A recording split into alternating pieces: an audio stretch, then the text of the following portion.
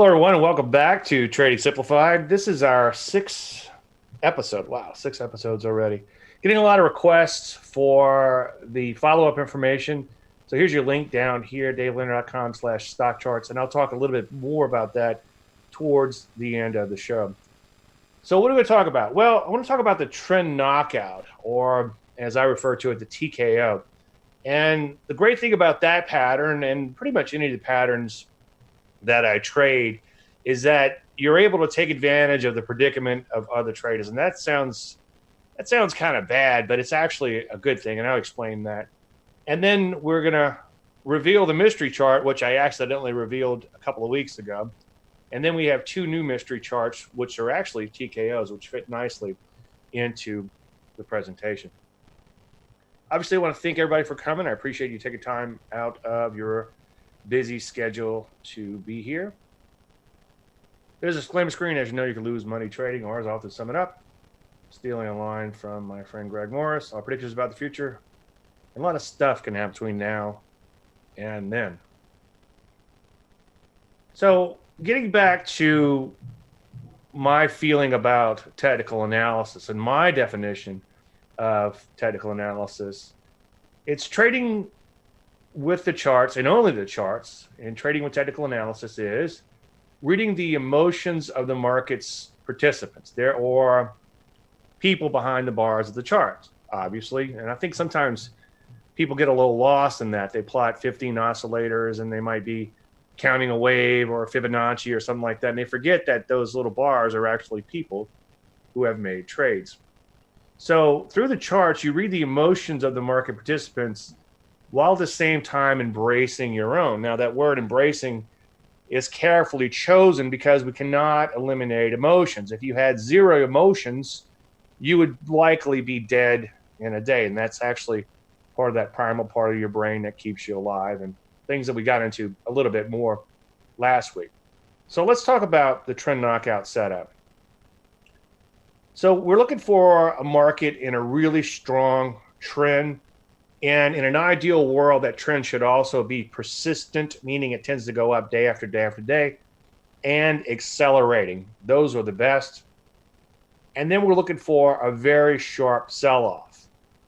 Now, the sharp sell-off, I used to have defined as at least a 2-bar low, but I failed to emphasize enough the fact that it also has to be a wide range bar down, which is very important. So some players have to be knocked out of the market, and we'll talk about that in a lot of detail. So let's break that down. So we're looking for a very, very, very strong trend. It should be obvious. As I often say, you should be able to draw a big blue arrow on the chart. I think Dave Keller once was quoting somebody. I need to find out who he was quoting, but he said that you should be able to see trends without your glasses on. It should be that obvious. And I'm known for drawing a big blue arrow. So you should have a big blue arrow easily drawn on the chart. Then you want to see a sharp sell-off. And then we look to enter somewhere above the high of that sell-off, depending on where the market closes. And then we're going to put a stop right in below the low. Depending on the size of the bar. If it's a nice wide range bar and it closes poorly, then we can put the stop in close to the low. On other factors, if the bar isn't that wide or doesn't close, let's say it closes somewhere else, we might have to move that stop around. I'll explain that in just one second when we get to the textbook TKOs. So everything that I do, there's a psychology behind it. As I've said before, every now and then I'll discover something by accident, but if I can't figure out the psychology behind it, it'll get tossed out. Now, with the TKO, what happens is those who are late to the game, they tend to be the last in and the first out. People hold off on getting on board, and the market just keeps making new highs, and then the Johnny-come-latelys just finally throw in the towel, and they buy the market. Now, these players have the least amount of staying power, either through margin or through patience, and they tend to be, again, the last in and the first out. So what happens is, in a sharp sell-off, they get knocked out of the market. Now, if you were to just buy like the Johnny-come-latelys, sometimes the seller can come in and actually knock you out of the market. So that's why you want to wait for some sort of setup to know that at least some players have been knocked out of the market before you look to get in. Now, once they're knocked out and knocked out by having the sharp wide range bar lower, if that stock or whatever market you're trading begins to trigger, then these people are forced to put up or shut up. In other words, they have to decide whether or not they want to get back in. And usually, because they're such bad traders, they'll wait for the market to go even higher. And that can help to create a parabolic move. And the shorts can also help you out with this pattern. Short traders tend to be a little bit more egotistical. They tend to be quick to hop on a market at the first signs of trouble. And then sometimes they'll actually short into those new highs. And I learned a few years back when I was giving a speech to a group of day traders that they have a pattern called shorting the parabolics, which I'm not a big fan of fighting the trend, and I think it's a bad idea. But that type of trading, I think, is very ego-driven. So the shorts will come in, and as soon as the market shows some signs of beginning to stall out, or possibly even if it's trading at high levels and they think it's too high, they'll come in and short the market, and immediately they're rewarded, and they're feeling pretty good about their trades. But if that market begins to rally, then all of a sudden they're immediately at a loss, and then they have to cover. Now, here's the thing. As I said a few minutes ago, they tend to have big egos, and they might not cover until down the road. So that shorting is actually pent-up buying, and that's how a market can actually go parabolic from this pattern. It can go parabolic from both the longs, the Johnny-come-latelys that were sucked in and knocked out of the market, and then the same thing happens with the shorts, and they're forced to cover at higher levels. So you can end up with a lot of buying after the pattern triggers, which is great for us, and that's how we actually take advantage of the predicament of these traders. So let's take a look at a few real TKOs. This example is a little dated, but it makes for a great example. If this stock not split adjusted was down in the teens, and it doubled and changed from there after this TKO pattern. Now, I can't emphasize this enough. Make sure you have a very obvious wide range bar down. It should stand out like a sore thumb. Now, the original rules were that you needed at least a 2-bar knockout move. In other words, the low has to be lower than at least the 2 prior bars. But in more recent years, I've made more and more emphasis on the fact that it has to be a wide range bar down. Right before I went live, I was thinking maybe I need to quantify that even further, like it has to be the widest bar out of so many or whatever.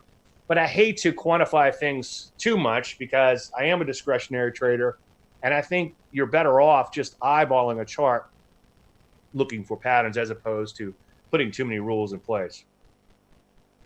So this is what the stock looks like afterwards. If you zoom in on it, you could see that big red bar down. That was our knockout move. And then the trigger was just above the high in this particular case. And then the stop was just below the low. And then after the first day, it really didn't do a whole lot. It wasn't very exciting. In fact, we were underwater for almost a month or so in this trade. But then it finally began to take off. It really didn't do anything wrong, though. It just sort of based out a little bit and then began to take off. Now, I talk a lot about dead money, and I talked a little bit about that last week. The bottom line is, as long as you're not stopped out, I think you're better off sticking with positions because you never know when this big winner like this is going to come along. And without a few big winners like this, you will do mediocre at best. And that's just trend following. You're going to have to occasionally have a big winner to make it all worthwhile. Now, let's take a look at a current example that we're long. This was a stock, and you could see that it began to pull back, and then it had a nice little wide range bar lower. If you look at the spreadsheet that just pulled up at the bottom of the screen, you could see those were our parameters to enter, which gave us a buy right around here, a little bit above the high, just to help avoid getting triggered in on noise alone. And then a stop a little bit below the low just to avoid being stopped out prematurely. And if you add those numbers up and do the math, which I'll show you in just 1 second, you get an initial profit target of 420. Now, let's talk about a new mystery chart. Just so happens that this week we have 2 TKOs, which are recommended for today. You can see here, this stock is in a very nice and accelerating trend higher. And then you can see we had a nice little TKO bar down, nice wide range bar down. And here are the parameters. We're going to enter above the high, plus a little wiggle room. And then the stop's going to go below the low, plus a little wiggle room. Now, notice that the close is fairly close to the top of the range. The reason we're not putting the entry right above the top of the range is because noise alone will likely trigger us in. Now, if we have a poor close, as I'll show you in a few minutes, then sometimes you can trade these things in more of a textbook fashion. And then we're going to put a stop right below the low. Excuse me, not right below the low, right below the low plus a little wiggle room, but pretty close to the low. So this one's almost textbook in nature, plus we're giving it just a little bit of room. Now, here's our second mystery chart, and I'll follow up on these over the next coming weeks. I learned to block out the name. I didn't realize there was a symbol under the name. I was just blocking out the name last few weeks, so you guys have known what the mystery chart is. But this is another one that caught my eye. Longer term, big blue arrow pointing higher, wide range bar down, and then you can see our parameters down there in the spreadsheet. Because it's a higher price stock and we're using a wider point stop, we're trading fewer shares.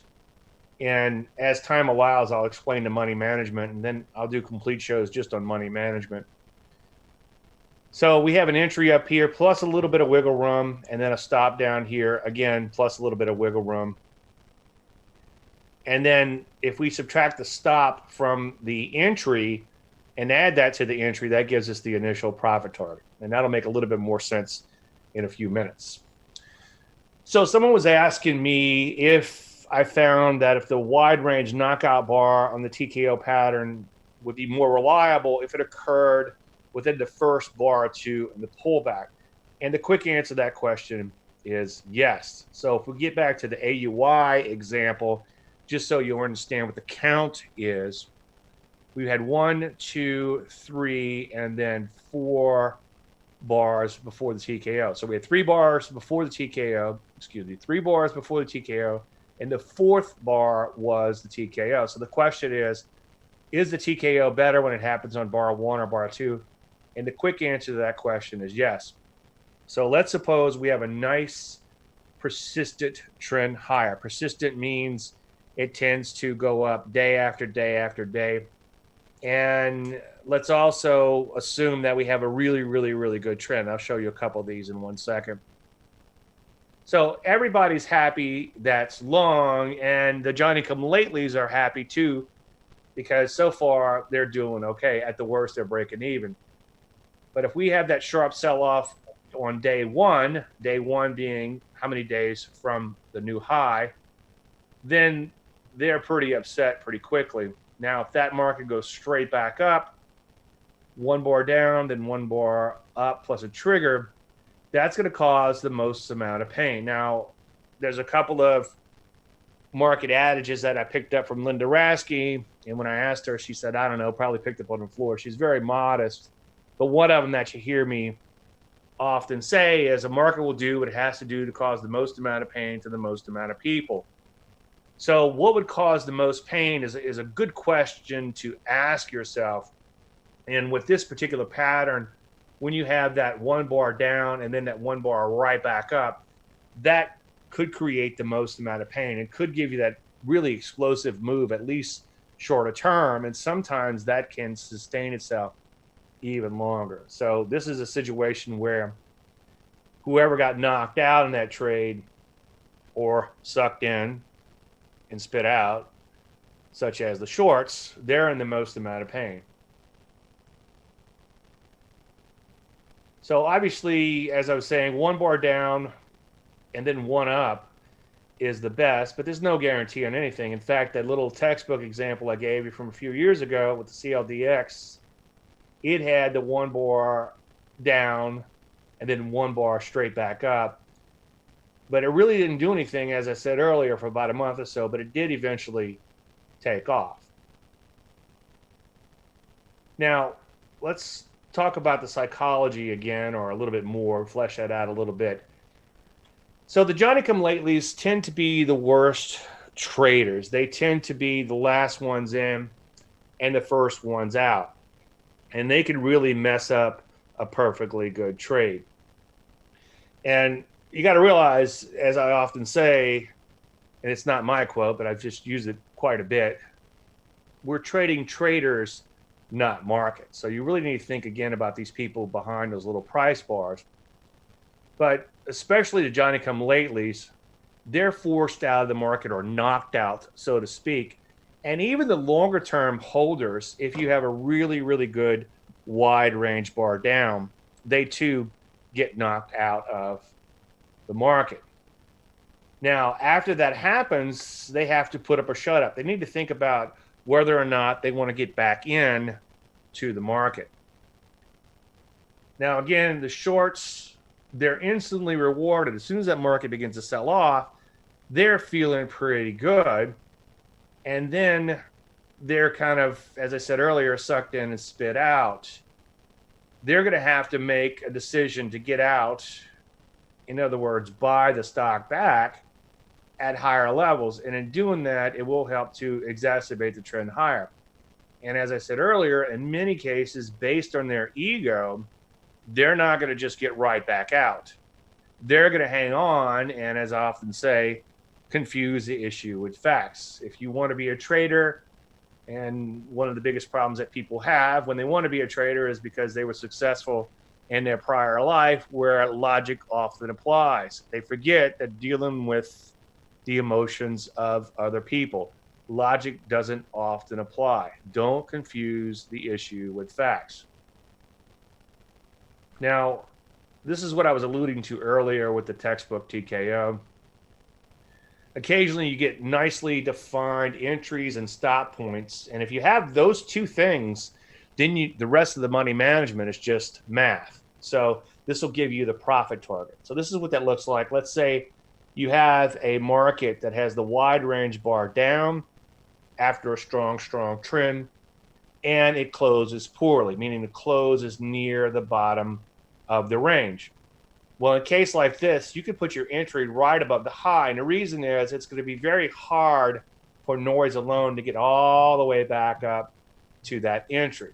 So you could put your entry again right above the bar high, and then you could put your stop right below the low. So if you take that measurement, the entry minus the stop, and we're backing into a little money management here, which we'll get into in more details down the road. But once you figure out your entry and your stop, then you know what your risk is. You add your risk to your entry, and that gives you your initial profit target. Now, I have initial italicized because we hope, and I know you should never use the word hope in this business, but we're hoping for much more than just a swing trade. We want to get in those trades that go up 100 or 200%, like some of the examples I showed earlier, one in particular, I should say. And a lot of times the system development type of people, the mechanical people, will say, well, that has a negative expectancy. And it's like, well, it doesn't. A negative expectancy means that you're only making, let's say, $1 for every dollar you're risking, and sooner or later you can lose more than $1, so it's not going to make money longer term. Well, the way you beat that negative expectancy is through the occasional home run. Now, keep in mind, I'm slotted as a swing trader, but I'll stick with a trade for as long as it moves in my favor. Now, here's the beauty of the textbook TKO. If you know your entry, again, and you know your stop, again, which is above the high, below the low, respectively, then you know your risk. Well, if you know your risk, you know your initial profit target. So all you have to do is follow the plan.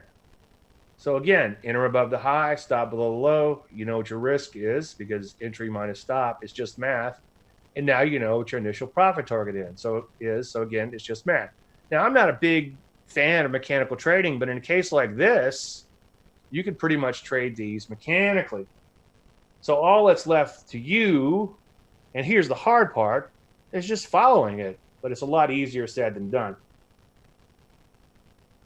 And that's why I spend so much time talking about trading psychology. Now, one thing I really like about the TKOs, especially when they close poorly, and especially when you get something like a textbook TKO, is your best trades trigger and your worst trades don't. So in a case like this, let's say we have this textbook TKO type of pattern. We come in the next day and the stock implodes. We just say, never mind. Next, and start looking for that next possible setup. Now, as I've said ad nauseum, if you've been watching a few of these shows and some of my other shows on YouTube and on my website, DaveLandry.com, you know that I often say, people will email me and say, Dave, I'm down 50% in that stinker you recommended. And I'm thinking, I never would have recommended this stock. It's going straight down. And then they claim, well, yes, you did. And then we go back and forth a few times. And finally, I'm like, when? And figure out that, well, wait a minute, it never triggered. So that was a trade that should have been avoided. So not putting capital in harm's way is difficult to quantify, but it's really huge to your longer term success. Waiting for entries will often keep you out of trouble. And again, that's crucial for your longer term success. So from a monetary standpoint, let's assume that you're following a 2% risk model, as I have outlined. And you now have to make 2%. You now have to make back more than 2% to get back to break even. That's a little drawdown curve where the more you lose, the more you have to make up. And here's the problem. It's unlikely that you're only going to lose 2%, like the aforementioned poor gentleman who calls me and he's down 50% on the position and probably 5, let's say, or 10% or more on his overall account. And from a psychological standpoint, you can't get a little bit pregnant. Once you start breaking the rules, you're going to be more and more likely to continue to break the rules, thereby creating a downward spiral. So getting back to the TKO, one thing that you really need to watch for is once you have identified a solid trend, you want to make sure that that knockout move is meaningful. Now, I'll get a lot of questions on stocks that look like this. They're in a great trend. They're in a persistent trend. They're looking fantastic, but they haven't really pulled back that much. And now, by the original definition of the pattern where I said you have to have at least a 2-bar low, I failed to emphasize enough the fact that you really need that on an expansion range. It really has to be a wide range bar down. It should look something like that, something that really, again, sticks out like a sore thumb.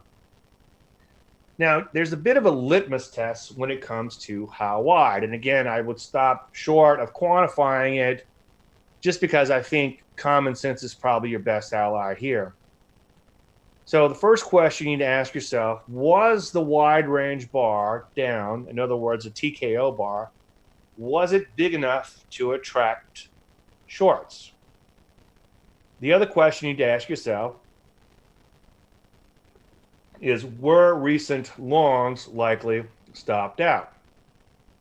And here's the other thing too to consider. Was it big enough to possibly shake out longer term holders? There's been times when I've been long a stock that looks like this. It looks pretty darn good in its trend, and I'm feeling good. I come in every day to see how much money I made in my position, feeling fantastic. And then all of a sudden, whack, I get slammed and I get knocked out of the position. And I might cuss and fuss a little bit, but then at the end of the day, I'll look at the chart and say, well, Dave, that looks pretty interesting. That's one of those TKO things you talk about. And not often, but every now and then it'll set up perfectly to where I'm back in the next day because I get that setup and then I take the setup the following day. Even though I was just in the stock for sometimes weeks or months, I go back to it and I see it as a brand new position. So that's the other question to ask yourself. If you were long this stock and you have changed your hat from the swing trader to the longer term trader, as we do, and if you want to get a head start on the money management before I cover it here, I'll give you a link and you can read about it in my books. But if you were long and you were in longer term trend following mode, you have to ask yourself, would you have been stopped out of the position? And those are just a couple of little easy things to do to gauge whether or not the bar is wide enough. So again, make sure that you're looking for a strong trend when you're looking for these. And ideally, you want a persistent trend, which means the stock tends to go up day after day after day. In a coming show, I'm going to show you a very simple pattern called persistent pullbacks. And you're just looking for a stock that tends to persist. You just draw a line through the bars, as I did earlier in a little figure. And ideally, you want the trends to be accelerating higher. So you want to make sure that a lot of people are invested into this trend, or a lot of people are looking at this trend. A lot of people, like the Johnny Come Latelys, might be getting ready to jump on board or have jumped on board, and it's caught the eye of possibly some of these ego-driven shorts. And then again, I can't emphasize this enough. Make sure the knockout move is meaningful. The great thing about this pattern is sometimes you get a market that's in a blow-off type of move, and you're thinking, geez, I can't just jump on this market. It's going parabolic. But if you get a really nice knockout move, then you can hop on, and then the market turns around and goes parabolic again, or resumes that parabolic uptrend. So I love them when that occurs. All right, let's get back to the mystery chart. This was a mystery chart that I originally showed a few weeks back, and we were looking to short this particular stock. We had a really sharp sell-off, and then it began to pull back a little bit, and the big blue arrow was beginning to point down. This was our entry as a short. Now, unfortunately, I actually took this one off my radar. My wife often says, "You're right, but early. Is there anything you do about that?"